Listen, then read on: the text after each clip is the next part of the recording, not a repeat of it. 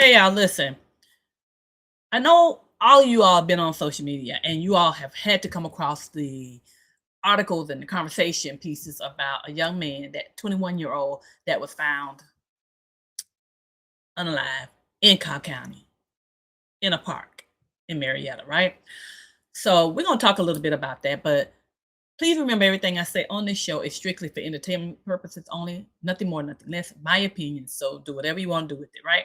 But I want to touch bases on it because I actually am from that general area. So I'm familiar with the Marietta situations. There are a lot of things that go on in this area, Atlanta, and all of that, right? So a lot of people are upset, as am, not just was, but am upset because a young 21-year-old man was found from a tree. And when you hear of a young man, especially any young man, but an African American young man particularly, as this young man was, 21-year old from a tree, it goes way deep down in the soul. All right. People are thinking a lot of negative things that could have happened to this young man because, it is a history of things like that happening to our young men. And people are very concerned because if someone did this to him, we want that person caught. The police are still investigating. It is an open investigation, I would like to say. And I want you to hear a little bit of what the police officers and the sergeants and all that have to say regarding this. Okay. Here we go. Listen. Begun. This is Cobb County Chairwoman Lisa Cupid and Police Chief Dan Farrell. Press conference addressing public's concern over the recent discovery of a young man found deceased in Fair Oaks Park. This has just begun. Let's listen in now. And our deepest condolences go to his parents, to his family and friends, to his classmates, and to the community. My heart also goes out to the individual that found Mr. Bassinga, the first responders who were on site, and the surrounding communities that I know are feeling uneasy about what has occurred close to home. Mr. Bassinga is a young man of 21 years who was found in a horrific manner, hanging from a tree. And this is a violent manner that have caused many to think of the days of slavery and of Jim Crow, and this type of violence shown towards African Americans and particularly men during that historical time has caused many to respond to what is occurring with great disbelief. And I've seen many responses and received correspondence from people who have drawn conclusions about what has occurred here. And it was important when I saw that communication to be able to respond directly to say, I hear you, I understand, and we are sensitive to that here in this county. And we want to see the truth of the matter first for the family, who is deserving of understanding that as they go through their own grief at this time. But it's also important for our community to know the truth.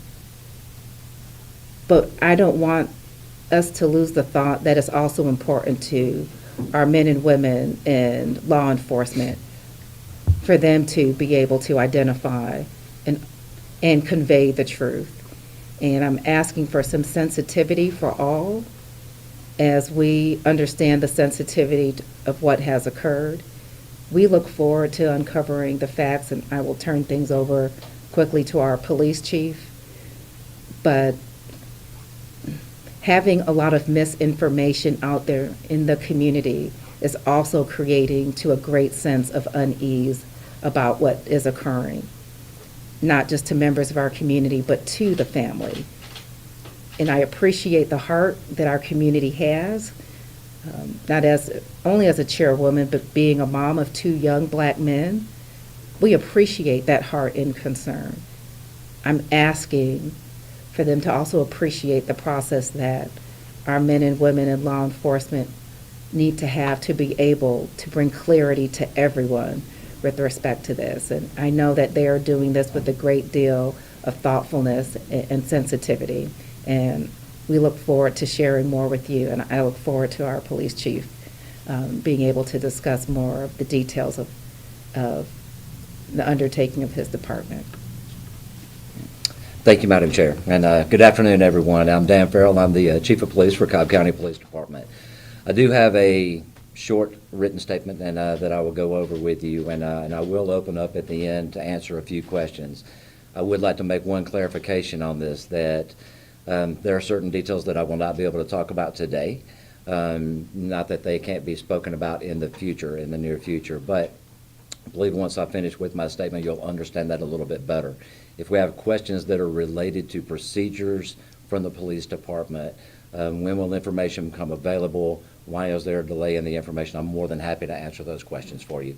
And so today I really wanted to take a moment and to speak directly to our community and regarding the death investigation involving Kyle. And first, I really want to acknowledge something very clearly, and that this case has created an emotional response, and I understand that. I recognize the historical sensitivities surrounding circumstances like this, and I do not dismiss the weight that carries. The concerns being expressed in our community are real, and I know that they deserve to be acknowledged. From the beginning of this case, it was assigned to our major crimes unit. Our detectives immediately went out, they secured the crime scene. Any in-depth investigation is going to include a very comprehensive process. That includes surveillance review, witness interviews, scene examination, forensic analysis, and a consultation with the medical examiner's office. And that's standard practice on any death investigation. This investigation remains open, and it will remain open until the last investigative step is complete. And the second thing that I really want to address today is transparency. And as the Chief of Police, I believe in transparency. I believe that that is essential for success in a police department. Our community does deserve honest communication, but they also deserve factual information. And at the same time, transparency has to be balanced with investigative integrity and respect for a family. And there are victims involved in these cases, there are families involved in these cases, and as much as the police department wants to be transparent, it's very important that we also be respectful to the victims and the victim's family as we're doing that. It's been a long-standing procedure that we do not release detailed investigative facts until we have first met with the family and informed them. In this incident, there was a little bit of a delay in that because the family was traveling from another country. We have a scheduled meeting where we can walk them through the investigative findings in detail. Out of respect, it would be inappropriate for the police department to share sensitive facts publicly about this case before speaking with the family directly. I do understand that when information is limited, that speculation grows. The social media commentary can certainly amplify the uncertainty, but our responsibility is not really to respond to speculation, it's to follow the evidence and communicate verified facts. You know, in any case where foul play is concerned, to include this investigation, detectives look for indicators, signs of a disturbance, evidence of a struggle, defensive injuries, additional physical evidence from the scene, electronic communications, forensic findings from the medical examiner's office. I can tell you that based on the evidence collected thus far, there have been no indicators that another person was involved in this incident. However, the investigation does still remain active, and we will continue to evaluate all the evidence thoroughly. Our responsibility as a police department is really simple, and that's to conduct a thorough investigation and to be transparent in a responsible and a respectful way, and to treat the family with dignity and respect in all of our investigations. I certainly understand the community wanting to know as much about this case as they can because of the type of case it is. And I apologize for the delay in being able to provide more information. However, as soon as possible, we will try to apply some clarity and some context around this incident. Our thoughts from our police department are with the family during this incredibly difficult time. And, you know, it's a tragedy the way it's happened. We lost the life of a young man. And anytime that happens, it's a tragedy. For our department, we want to find out the truth.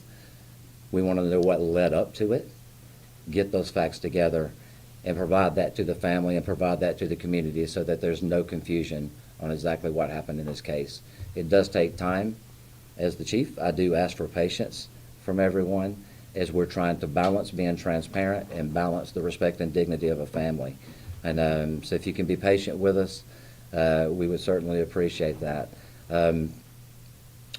I will open the floor for a Chief? couple of questions. Yes, I may, Chief. So if you could reiterate, please, there is no indication of foul play in this young man's death.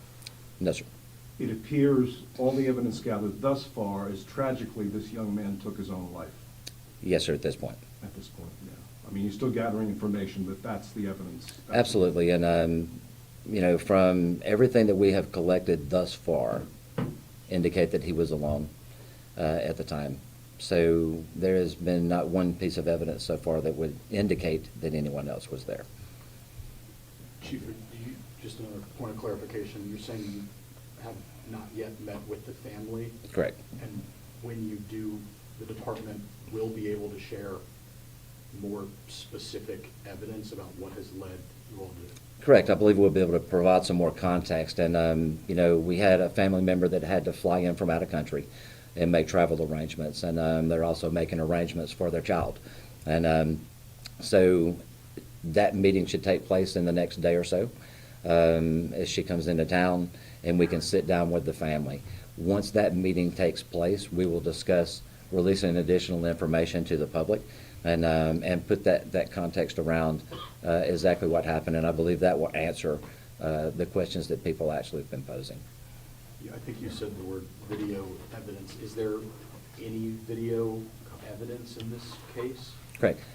So there will be video evidence from phones, evidence from witnesses that were there. There's physical evidence that has been collected. So there is a substantial amount of evidence that our detectives have actually collected on this. That has not been shared up to this point because we haven't had time to sit down and talk with the family about that. Thank you very much. Thanks. Appreciate it. Thank you. I understand real quick, Chief, sorry. So you said the medical examiner is still conducting their investigation Correct. into the autopsy. Do we have an estimated time for when that will be completed? Yeah, they should have preliminary results off of it to have a discussion, but toxicology does take time. But they'll do a physical examination and they'll have their preliminary results back off of that soon. And so our detectives can sit down with the ME's office and they'll get those results. Thank you. Thank you all. Thank you, Chief. Thank you, ma'am. And we have been listening in live to a press conference, a joint press conference between Cobb County Commission Chairwoman Lisa Cupid and Cobb County Police Chief Dan Farrell following the death of 21-year-old Kyle Bassinga, who was found inside of the wooded area of Fair Oaks Park on February 18th. Cobb Commission Chairwoman Lisa Cupid confirming today publicly that he was found, I'm just going to read the quote here, quote, found in a horrific manner hanging from a tree. The Commission Chairwoman went on to say that this caused many to think of the days of slavery and Jim Crow. Commissioner and Chairwoman Lisa Cupid went on to say and note that there's, quote, a lot of misinformation out there in the community that's also creating a great sense of unease. And she went on to describe the police investigation that is ongoing, saying, quote, I know they are doing this with a great deal of thoughtfulness and sensitivity. Then Police Chief Dan Farrell took over the press conference and delivered remarks, and he indicated, saying at this point there is no indication of foul play and no indication, or rather evidence at this point indicates that Bassinga took his own life. The police chief stressing, though, that the investigation remains ongoing. He called the death of Mr. Bassinga a tragedy. He also went on to say, quote, I recognize the historical sensitivity surrounding circumstances like this. calling the concerns being expressed in our community real, saying investigation continues into what happened. He also described, the police chief, saying and talking about the tension between total transparency and, as he described it, respect for the victims and the victim's family, saying, quote, "I believe in transparency," but also indicating that it is a longstanding policy of the Cobb County Police Department not to release many details in a case like this until law enforcement has had a chance to speak with the family of the deceased. And in this case, that has taken, the chief said, longer than usual because family is flying in from out of the country. Okay. So as you can see, it's still an open investigation, and they're paying due diligence to the family and with respect. So they could not answer a lot of the detail, but from what they're stating, is that there's evidence to show that this young man was by himself when this occurred. So they probably pulled ring cameras from around the area, and they've evaluated it. And from the information they can ascertain, they looked for any bruises or any forms of abuse or injury on the body when they got there, right? So let me let you hear this. To figure out who we are. This is a journey about self. This is a journey about searching inside yourself. This life journey is more than just what's on the outside and, you know, paying bills and all that. It's a self journey. It's a self discovery. It's a self reflection. I want to let y'all that it's time, bro. Like 2025 is literally, it's time, bro. It's time for you to get up off. It's time for you to get to it, gang. Get to the money on, bro. It's time, bro. And I'm really speaking to myself when I say this, bro. Like, it's no longer time to sit on your day and, you know, and all that, bro. It's really time to get to it, bro. Fear is not real. It's not a real emotion. Like, obviously it's fight or flight, but, you know, you're not supposed to fear a human being. And I say this to say, like, you should never let anyone try to downplay you or downsize you. Because at the end of the day, we're all equal. We're all human beings. We're all equal, bro. And for someone to put fear into you is a form of showing that, yo, I'm not equal towards you. I'm actually above you. So you should never let anyone put that fear in your heart, man. Walk with God in your heart. If you got God in your heart, you shouldn't need to fear anybody except God. But yeah, I'm gonna start walking now because this lady started. Purpose is God-given. Purpose is divine. And once you find that purpose, you'll be able to figure out what you want to do, how you want to live your life. And once you're able to dedicate your life to that purpose, there's really no need for anything else. You'll be living a fulfilled life. And that's all that matters, you know. At the end of the day, this jacket, it don't come to me when I die. This necklace, it don't come with me when I die. All the money, the cars, the clothes, they don't come with you when you die, man. All you got is yourself, man. So don't stress about it, man. Purpose. So yeah, man, the main message today is just to find yourself in the present. You're not your past self, so let go. And you don't know what's going to happen in the future. So don't think about it too much, man. Just live life, man, because you only live once. But yeah, bro, peace. It's okay to take a couple beatings. It's okay to give. You feel me? I'm not saying go fight. You feel me? Don't be picking fights because you got good energy. But you know, just don't let anybody, bro. Because at the end of the day, bro, you don't, bro. And if you're a reflection of me, bro, and I'm that, you are definitely that, bro. You got that. So it's days where I wake up, go to work, go to the gym, come home, listen to music, and call it a night. I go days sometimes without talking to nobody, bro. Like, but I say this to say that you're not alone, bro. Like, for real. You are not alone, bro. And I really want to urge y'all to reach out to me, bro. Talk to me. Don't get caught up all in this facade, bro. Like, life is more than what you what you think it is, bro. Like, there's places you haven't seen yet. You know what I mean? Just because you can look on your phone and see it, bro, that doesn't mean you can really experience it. Like, you could go outside. You could go outside. Feel me? Don't get caught up all in this. To say, bro, get off your phone, man. Get off your phone, bro. So all my niggas watch me, bro. And if you know anything about the area, that area is predominantly African American, right? They have a few other races that live up in there too, but the predominant area is African American. Yes, I'm exactly familiar with it. The area where he was found was, I think it was like up in a trail or something like that. There's a light wooded area up in that area, right? And it is areas where something like that can be done. But I can only speak from my personal experience. I personally, thank God, have not had any real adverse run-ins, but I am a female, with Cobb County Police. I can't say anything personally against it.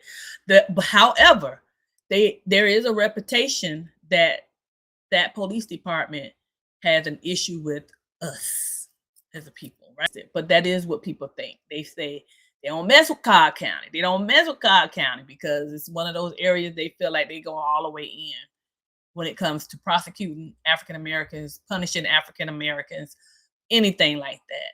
And a lot of people has had experience with it, right? But the problem with this young man, when he went missing on, I think it was the 15th, he went missing on the 15th. He had, I don't know if it was the same day or a few days before, something like, it was a correlation between the day he went missing and altercation he had when he was downtown. This young man, Kyle, was a student at Georgia State. So he wasn't someone out here committing crimes from what I know. He was a college student. I don't know anything about his history, his behavior, okay? But he had a run-in with the Georgia State security, like right around the time he went missing. If it wasn't the same day, it was like right around that time, because I don't know the exact date. But it was a correlation there.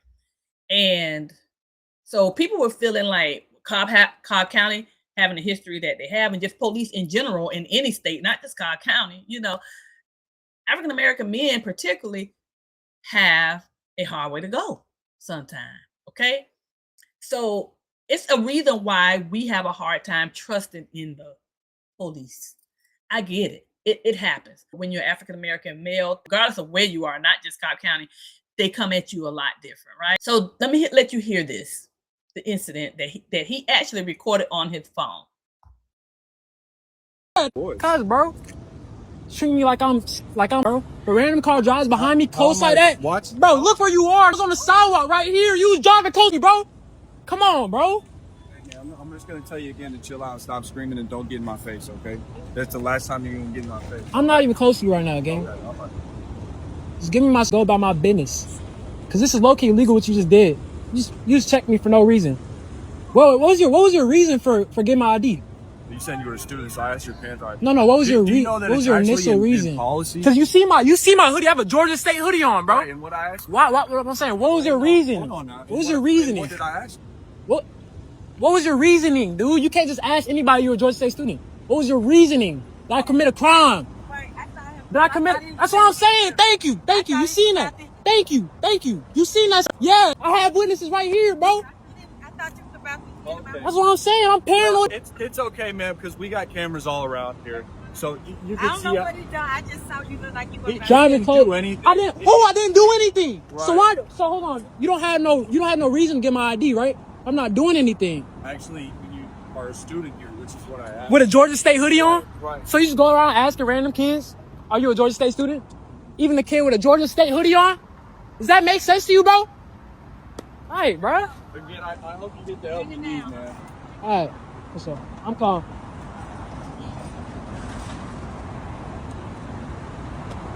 I just gotta videotape this, bro. Like, this is literally a police harassment. How you gonna ask me if I'm a Georgia State student with a Georgia State hoodie on, bro? Georgia State hoodie on, gang. Come on, bro. Use your brain. Driving closest, bro. He pulled to the sidewalk, gang. Sidewalk. I was walking. He pulled close behind me. I'm looking paranoid. He gonna make it seem like I'm the one and then he can tell me I'm in his face, bro. I'm 6 feet away from you, bro. I don't even want to be close to you. Now you are. I don't want to be close to you, bro. I don't want to be close to you. I don't want to be close to you, bro.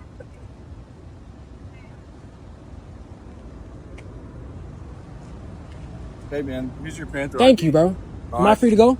Just, Am I free to go? you were never. Am I free? Oh, I was never. Hold on, say it. Did I ever say you No, were no, no, no, no, detained? no. Say what you about to say. Say what you about to say. Did I Say what you ever about to say- did I say. ever say Say what you you was were about to detained? say. Harassment, Did I bro. ever say you were detained? I am. But tell me what you was about. I was never what? I was never what? Listen to your buddy, man. I was never what? Did I? I was never but detained. Did I I was ever never say you were? detained. Cool, bro. But did I ever say So you you were? asked me for my But hold ID. on. Yeah, because you're a Georgia State student, and then you With a gave it Georgia to State me. hoodie. And then Come you gave on, it to bro. me. And then you gave me your student ID. So you And I admit ran that it. what you did was illegal? No. Perfect. Am I free to go? Oh, Am I hold free to on. go?